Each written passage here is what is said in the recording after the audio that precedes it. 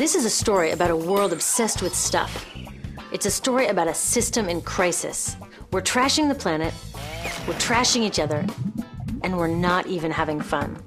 The good thing is that when we start to understand the system, we start to see lots of places to step in and turn these problems into solutions.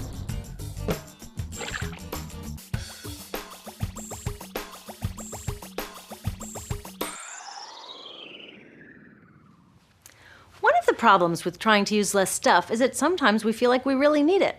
What if you live in a city like, say, Cleveland, and you want a glass of water? Are you going to take your chances and get it from the city tap?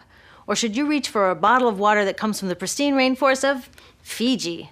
Well, Fiji brand water thought the answer to this question was obvious, so they built a whole ad campaign around it. It turned out to be one of the dumbest moves in advertising history. You see, the city of Cleveland didn't like being the butt of Fiji's jokes, so they did some tests, and guess what? These tests showed a glass of Fiji water is lower quality, it loses taste tests against Cleveland Tap, and costs thousands of times more. This story is typical of what happens when you test bottled water against tap water. Is it cleaner? Sometimes, sometimes not. In many ways, bottled water is less regulated than tap. Is it tastier? In taste tests across the country, people consistently choose tap over bottled water. These bottled water companies say they're just meeting consumer demand. But who would demand a less sustainable, less tasty, way more expensive product, especially when you can get for almost free in your kitchen? Bottled water costs about 2,000 times more than tap water. Can you imagine paying 2,000 times the price of anything else? How about a $10,000 sandwich? Yet people in the US buy more than 500 million bottles of water every week. That is enough to circle the globe more than 5 times. How did this come to be?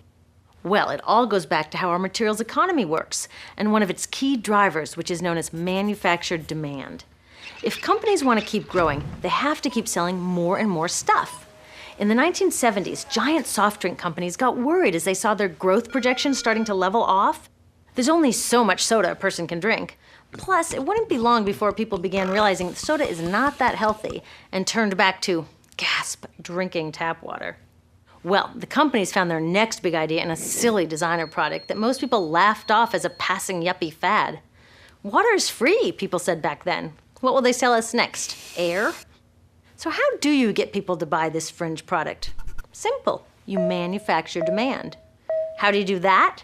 Well, imagine you're in charge of a bottled water company. Since people aren't lining up to trade their hard-earned money for your unnecessary product, you make them feel scared and insecure if they don't have it. And that's exactly what the bottled water industry did. One of their first marketing tactics was to scare people about tap water with ads like Fiji's Cleveland campaign. When we're done, one top water executive said, tap water will be relegated to showers and washing dishes. Next, you hide the reality of your product behind images of pure fantasy. Have you ever noticed how bottled water tries to seduce us with pictures of mountain streams and pristine nature? But guess where 1/3 of all bottled water in the US actually comes from? The tap. Pepsi's Aquafina and Coke's Dasani are 2 of the many brands that are really filtered tap water. But the pristine nature lie goes much deeper. In a recent full-page ad, Nestle said, bottled water is the most environmentally responsible consumer product in the world. What? They are trashing the environment all along the product's life cycle. Exactly how is that environmentally responsible? The problems start here with extraction and production, where oil is used to make water bottles. Each year, making the plastic water bottles used in the US takes enough oil and energy to fuel 1 million cars. All that energy spent to make the bottle, even more to ship it around the planet, and then we drink it in about 2 minutes? That brings us to the big problem at the other end of the life cycle, disposal. What happens to all these bottles when we're done? 80% end up in landfills, where they will sit for thousands of years, or in incinerators, where they are burned, releasing toxic pollution.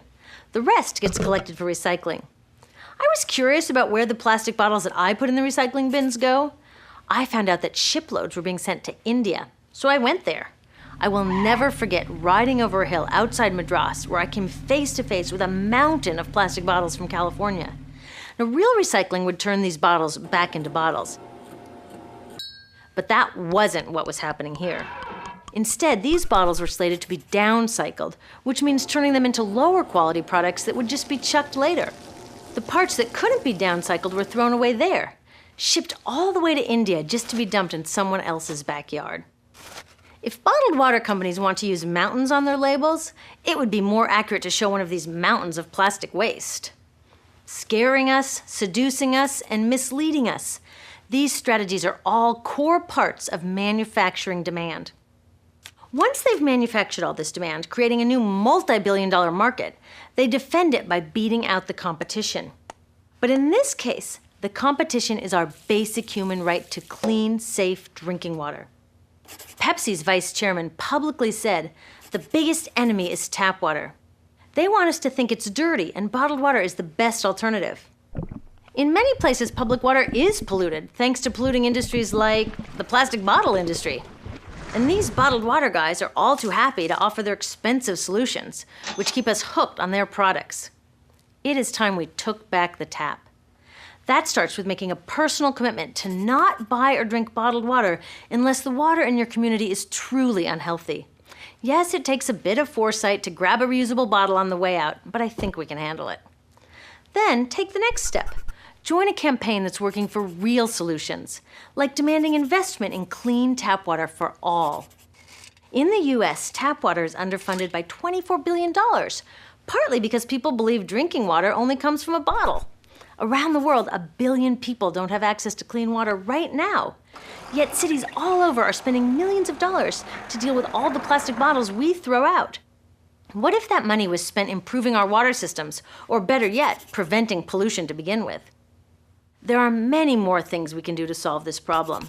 Lobby your city officials to bring back drinking fountains. Work to ban the purchase of bottled water by your school, your organization, or entire city. This is a huge opportunity for millions of people to wake up and protect our wallets, our health, and the planet. The good news is it's already started. Bottled water sales have begun to drop while business is booming for safe, refillable water bottles. Yay! Restaurants are proudly serving tap, and people are choosing to pocket the hundreds or thousands of dollars they would otherwise be wasting on bottled water. Carrying bottled water is on its way to being as cool as smoking while pregnant. We know better now. The bottled water industry is getting worried because the jig is up. We are not buying into their manufactured demand anymore. We will choose our own demands, thank you very much, and we're demanding clean, safe water for all.